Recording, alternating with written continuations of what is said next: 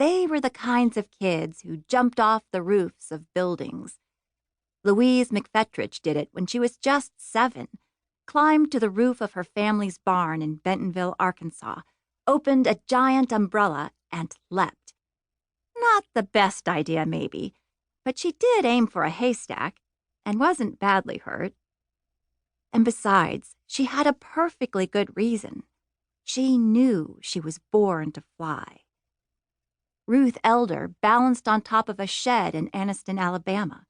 She was about 12. She called to her pony. It came charging. Anxious girls and boys gazed up as Ruth bent her knees, waited, and sprang from the shed, landing with a smack on the back of the galloping horse. Marvel Crosson was 13 when she attempted her first flight. She and her younger brother Joe had been walking home from school that day in Sterling, Colorado, when they noticed people streaming into the county fairgrounds. Marvel and Joe had no money to get in. They found a hole in the fairground fence and peeked through. There on the grass, right in front of their eyes, was a flying machine. Or was it? This was 1913, just 10 years after the Wright brothers made the world's first powered flight.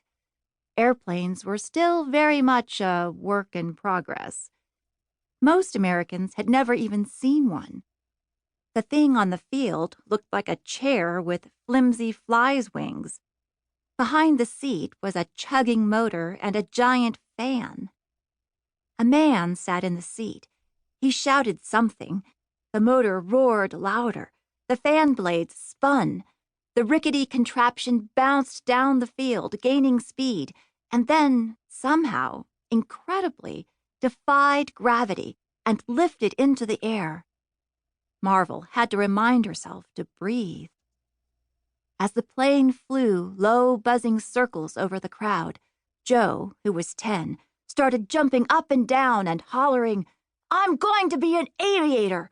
I'm going to be an aviator!" Marvel didn't shout or jump. She didn't say a word. She just quietly made a decision. Flying was the only thing she would ever want to do. Starting now. Back at the family home, she grabbed an umbrella, not quite wings, but the closest thing she could find, and she and Joe scrambled to the roof of the garage. She opened it and inched to the edge of the roof, and was about to take off when her mother sprinted out of the house, yelping and waving her arms.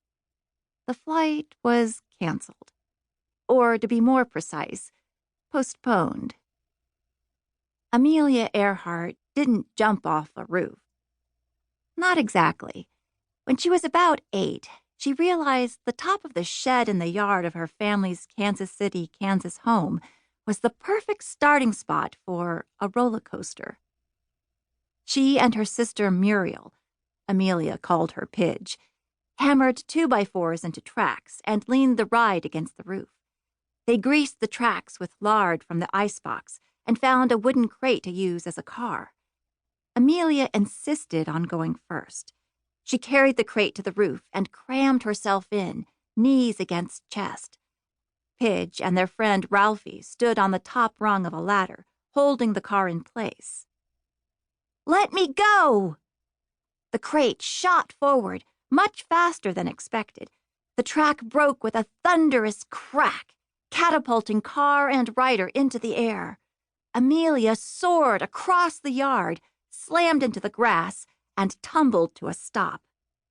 Alarmed adults ran out from nearby houses. Amelia leaped up, her dress torn, bleeding from her lip, eyes flaming with joy.